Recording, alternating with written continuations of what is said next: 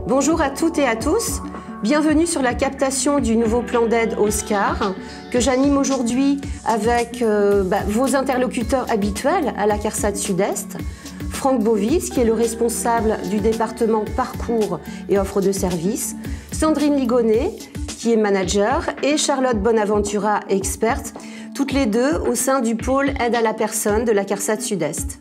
Pour commencer, on va voir avec Franck le déploiement de ce nouveau dispositif sur le Sud-Est, le contexte de mise en œuvre d'Oscar et ses objectifs. Franck, je vous laisse la main pour présenter tout ça. Bonjour Valérie, merci pour cette introduction. Bonjour à toutes et à tous. En préambule, il convient de préciser que le dispositif Oscar est une nouvelle génération de plans d'aide dont le déploiement est opéré en PACA et Corse en plusieurs phases. Chaque phase correspondant à une zone géographique incluant un ou plusieurs départements. Le calendrier en PACA et Corse est le suivant. La première phase a débuté dans les Hautes-Alpes en juillet 2021. La deuxième phase concerne les départements des Alpes de Haute-Provence, des Bouches-du-Rhône et du Vaucluse. Cette phase de déploiement débute dans le dernier trimestre 2021. Enfin, la troisième phase de déploiement intègre les Alpes-Maritimes, le Var et la Corse et débutera au sortir du premier trimestre 2022. Le déploiement du dispositif Oscar sur un territoire signifie qu'à compter de la date retenue, toutes les commandes d'évaluation, qu'elles concernent des premières demandes ou des réexamens, seront des commandes Oscar et conduiront à la mise en place d'un dispositif Oscar. Néanmoins, aucun plan d'aide personnalisé actuel ne sera stoppé en cours de prise en charge. C'est lorsqu'il arrive à son terme que le réexamen portera sur un Oscar.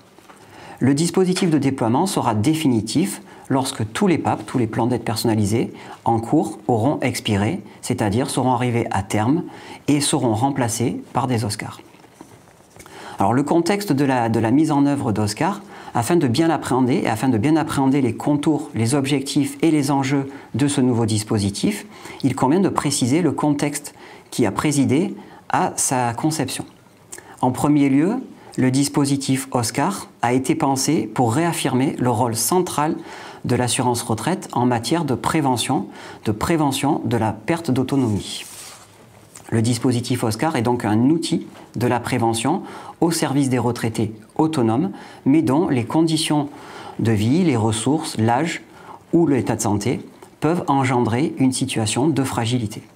Le dispositif Oscar s'inscrit donc au cœur de la stratégie du bien vieillir, initiée par la Caisse nationale d'assurance vieillesse et déployée en région par la CARSAT.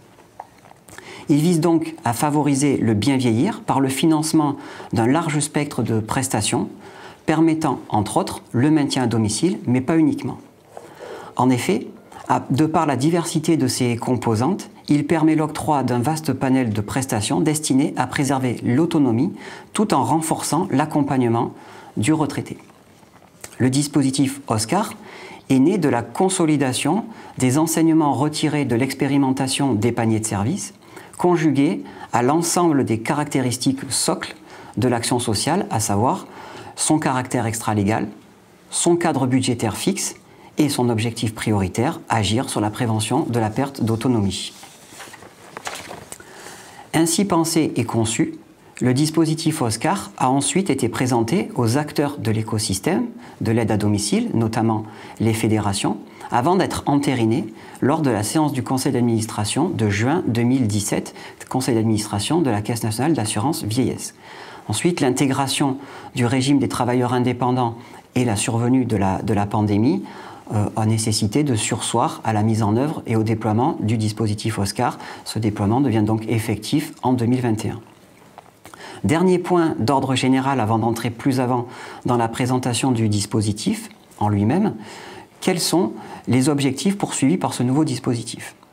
Oscar, comme je l'ai dit, est une nouvelle génération de plans d'aide qui se présente sous la forme d'un bouquet de services destiné aux retraités en situation de fragilité, retraités qui sont encore autonomes mais en situation de fragilité, et qui remplace l'actuel PAP.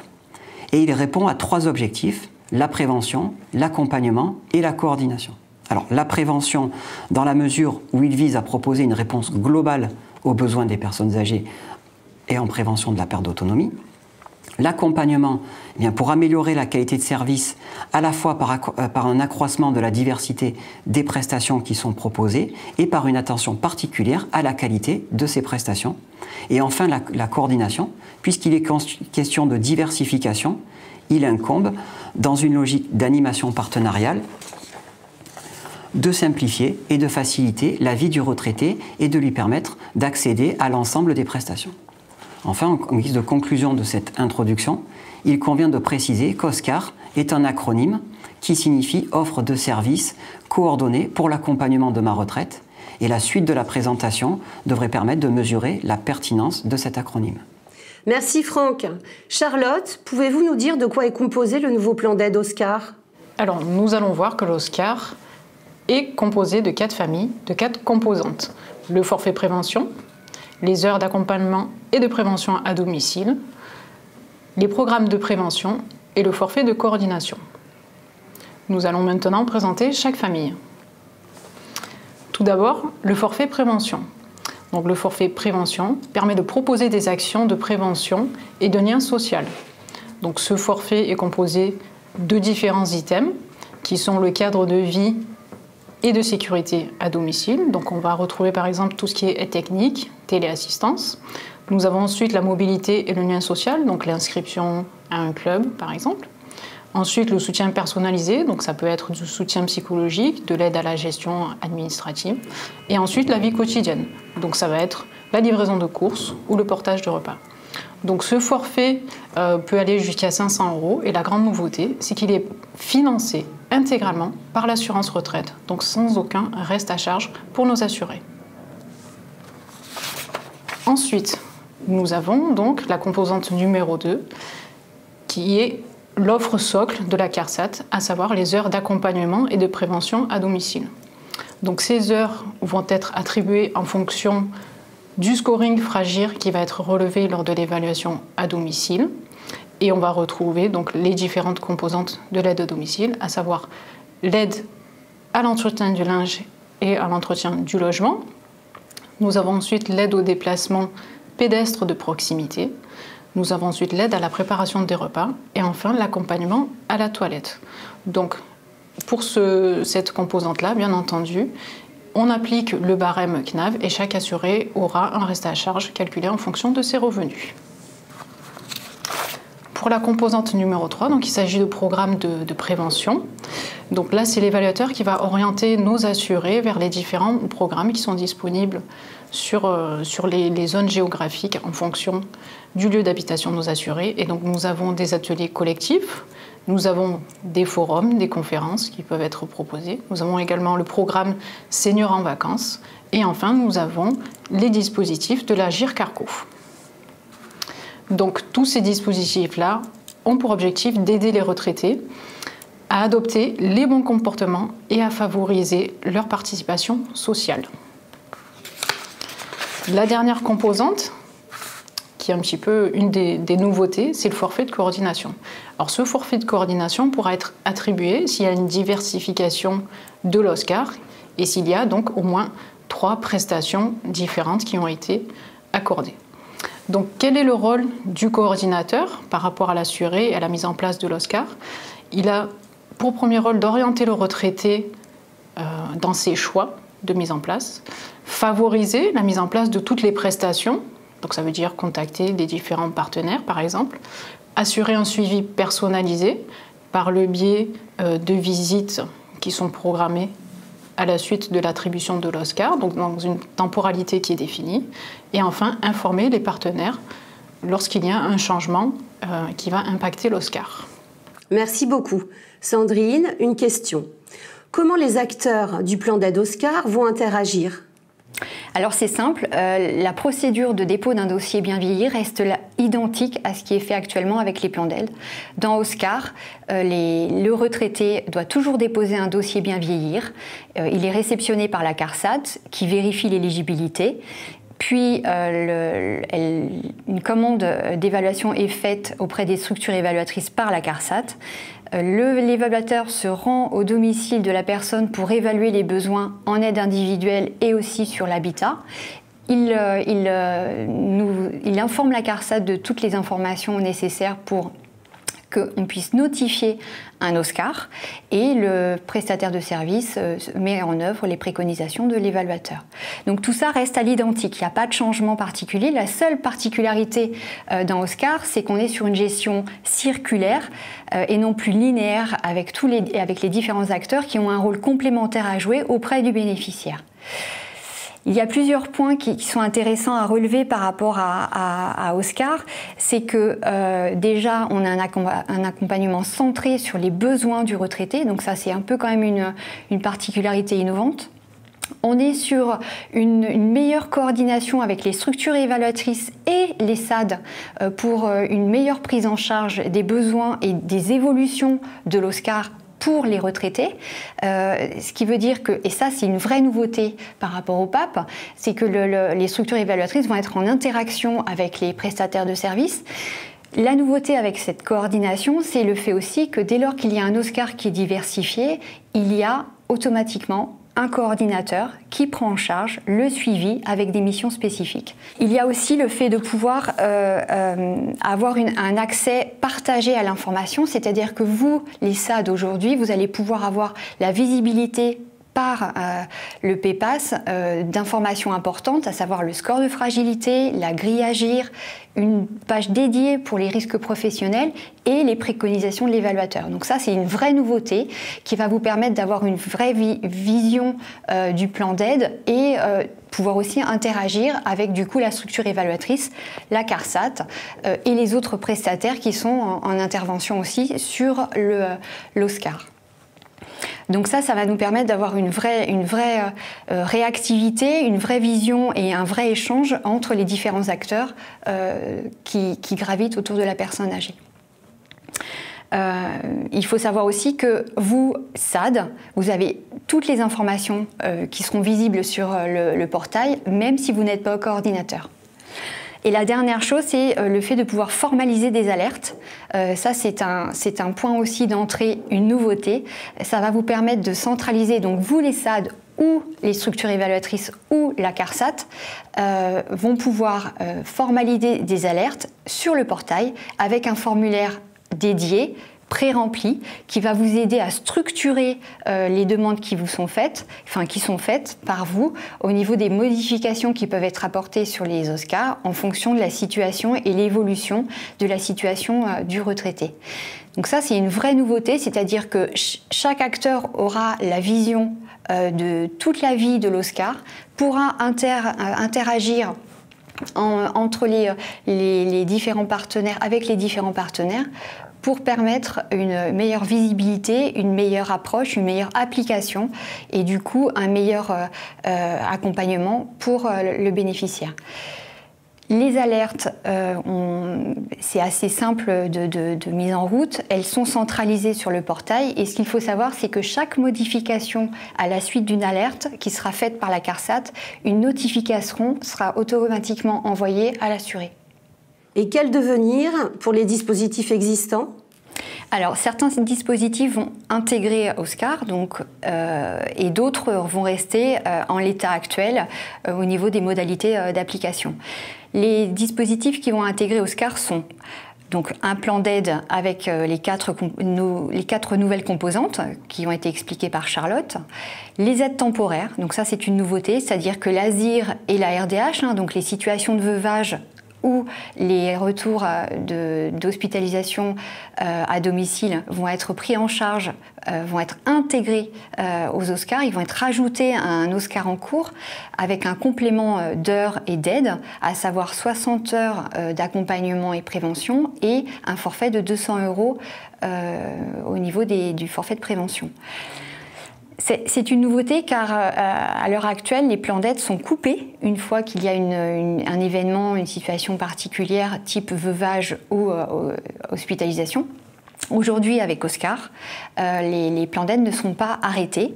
On va cumuler toutes les aides sur une période de 3 mois et à l'issue des 3 mois, l'Oscar va perdurer jusqu'à la date de son réexamen. Donc ça, c'est une réelle nouveauté et une incidence intéressante pour le retraité parce qu'il n'y aura pas de rupture dans sa prise en charge. Il y aura vraiment un accompagnement complet par rapport à sa situation. L'autre dispositif qui est intégré dans Oscar, ce sont les kits prévention. Alors, ils étaient avant rattachés à l'aide habitat. Aujourd'hui, ils sont donc intégrés à l'Oscar. Alors, on parle aujourd'hui d'aide technique. On ne parle plus de kits prévention. Le montant est différent.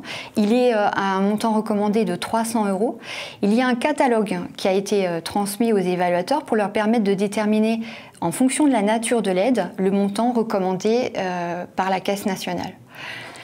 Donc ça, c'est voilà, les dispositifs qui sont intégrés dans Oscar. Ceux qui ne sont pas intégrés et qui restent d'application actuelle, ce sont l'aide habitat et les secours.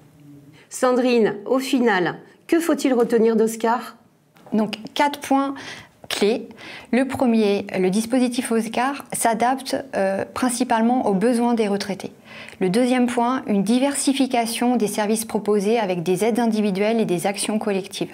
Le troisième point, une facilité dans l'accès des aides pour les retraités avec une prise en charge à 100% du financement par l'assurance retraite. Et un dernier point, un accompagnement renforcé avec un coordinateur. Franck, à propos des conventionnements, comment vont-ils évoluer ? Alors, qui dit nouveau dispositif, dit nouveaux engagements et donc nouvelles conventions. Pour autant, il ne s'agit pas de mettre en difficulté les partenaires dans un contexte déjà très complexe, mais plutôt de s'appuyer sur l'existant et sur des principes de progressivité et de modularité de manière à assurer la transition. Dans ce cadre, plusieurs postulats servent de socle au nouveau dialogue de gestion qui s'amorce dans le cadre du déploiement. Donc, premier postulat, premier point, comme je viens de l'évoquer, la convention existante dans le cadre des plans d'aide personnalisés doit être remplacée par une nouvelle convention dans le cadre du dispositif Oscar. Deuxième point, l'engagement des structures dans ce nouveau dispositif n'est pas obligatoire et relève donc du libre choix. En d'autres termes, il n'y a pas d'obligation à contracter une nouvelle convention avec la CARSAT, mais il est entendu que sans convention, aucun Oscar ne sera orienté vers la structure. Les nouvelles conventions sont articulées autour de 2 types de critères, des critères incontournables et des critères obligatoires. Une majorité de ces critères sont censés être déjà remplis dans le cadre des conventions actuelles. Néanmoins, afin de faciliter l'appropriation du dispositif Oscar et le conventionnement, plusieurs types de conventions ont été envisagées. Des conventions dites classiques, d'une durée d'1 an avec tacite reconduction, pour les structures qui remplissent déjà l'intégralité des critères prévus dans le cadre de la convention. Des conventions à durée déterminée, donc 2 ans plus renouvelable 1 an, donc 3 ans au total, pour les structures qui ne remplissent pas l'intégralité des critères, mais pour leur laisser le temps de justement les atteindre. Et enfin, des conventions allégées pour les structures dont l'activité ne nécessite pas d'embrasser l'intégralité de l'offre de services. Il s'agit par exemple de structures qui proposent de la téléassistance. J'ajoute que les structures qui souhaitent remplir le rôle de coordinateur se verront proposer une convention classique incluant des articles spécifiques à la coordination. Je n'entre pas dans le détail des critères car pour amorcer le dialogue de gestion, un dossier de conventionnement sera adressé à chaque prestataire actuellement conventionné avec la CARSAT. Ce dossier explicitera l'ensemble des critères et permettra à chaque prestataire de réaliser un autodiagnostic qui lui permettra de déterminer à quel type de convention il peut prétendre. Il conviendra ensuite qu'il retourne le dossier avec son souhait de convention et les pièces justificatives correspondantes qui figurent dans le dossier de conventionnement. La CARSAT analysera les éléments et adressera ensuite la convention à signer. Ainsi, le conventionnement, dans le cadre d'Oscar, repose bien sur des principes de progressivité et de modularité. Pour terminer, nous allons à présent répondre aux questions récurrentes, toutes celles qu'on nous a posées depuis le début du déploiement. Alors, première question. Les plans d'aide Oscar sont-ils plus ou moins favorables que les PAP ? Alors, dans le cadre des Oscars, le nombre maximal d'heures préconisées est légèrement inférieur à celui des PAP. Cependant, et c'est là un avantage indéniable pour nos assurés, les prestations qui sont désormais concernées par le forfait prévention sont prises en charge à 100% par l'assurance retraite. Un plan d'aide Oscar doit-il forcément être diversifié pour être attribué? Alors non, c'est le besoin du retraité qui conditionne les composantes de l'Oscar. Aucune diversification n'est imposée. Il peut donc y avoir, par exemple, uniquement des heures d'accompagnement et de prévention, ou alors uniquement un forfait prévention. Les forfaits de coordination coûteront-ils cher aux retraités? Non, les forfaits coordination et prévention sont intégralement financés par l'assurance retraite car ils constituent les axes structurants de ce nouveau dispositif. Dans le cadre du plan d'aide Oscar, est-il nécessaire de signer une nouvelle convention ou bien peut-on garder et conserver l'existante? Oui, il est bien nécessaire de signer de nouvelles conventions comprenant des exigences et des engagements spécifiques au dispositif Oscar. Il est précisé que ces nouvelles conventions distinguent des critères socles qui doivent être satisfaits dès le début pour assurer le bon déploiement des Oscars et des critères qui peuvent être remplis dans un second temps, ce qui confirme la logique de montée en charge progressive du dispositif et donc du conventionnement qui va avec. Un prestataire peut-il être conventionné même s'il n'exerce pas de mission de coordination? Oui, il est possible pour un prestataire de n'être conventionné que pour les prestations de services à domicile qu'il assure. Le conventionnement pour la coordination est facultatif, mais encouragé dès lors que le prestataire dispose des compétences nécessaires pour la réaliser. Et comment s'effectue le choix du coordinateur? Alors le coordinateur est choisi par le retraité lors de l'évaluation en fonction de la liste des prestataires conventionnés sur la zone d'intervention du retraité. Le forfait de coordination est-il versé, même dans le cas où un retraité ne donne pas suite à une prestation?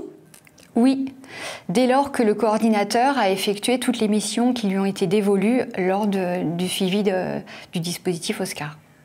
Pour les points de suivi, les alertes sont-elles automatiques ou bien les coordinateurs doivent créer leurs propres outils? Alors, ils n'ont pas besoin de créer leurs propres outils. Ils sont guidés par des outils qui sont déjà prévus dans le portail. Ils ont un tableau de suivi qui leur permet de visualiser toutes les visites qu'ils doivent faire et avec des dates prévisionnelles prévues. Et ils ont un formulaire de suivi qui est mis à leur disposition. Ils ont aussi des rappels pour leur dire qu'ils ont loupé une échéance, en tout cas pour pouvoir suivre correctement la mise en place de leur suivi auprès des retraités. Un bénéficiaire peut-il changer de prestataire ou de coordinateur en cours de plan d'aide Oscar? Oui, aucune difficulté. Toute modification qui peut arriver lors de la mise en place de l'Oscar et durant toute sa mise en route peut faire l'objet d'une modification. Il peut y avoir des changements de prestataires, il peut y avoir des changements de coordinateurs et ça se fait sous la gestion des alertes qui sont sur le portail. Quel est l'impact d'une hospitalisation ou d'un veuvage sur un plan d'aide Oscar? L'Oscar n'est pas interrompu. L'aide temporaire vient en complément du dispositif Oscar. Et donc, sur une période déterminée de 3 mois, on donne un complément d'heures, à savoir 60 heures d'accompagnement et de prévention et un forfait de 200 € pour permettre à la personne âgée de se rétablir, en tout cas de pouvoir passer ce cap difficile avec plus de sérénité. L'Oscar n'est pas interrompu, il continue après les 3 mois de la fin de cette aide temporaire. Question de joker. Où puis-je trouver l'ensemble des informations relatives au plan d'aide Oscar? L'ensemble des informations e-learning, fiches spécifiques relatives au dispositif Oscar figurent sur le PEPAS, le portail partenaire de l'action sociale, dans la rubrique Oscar. Alors on termine. Si vous avez d'autres questions, n'hésitez pas à vous rapprocher de Sandrine ou de Charlotte qui se feront un plaisir de vous répondre. Merci à toutes, merci à tous et au revoir.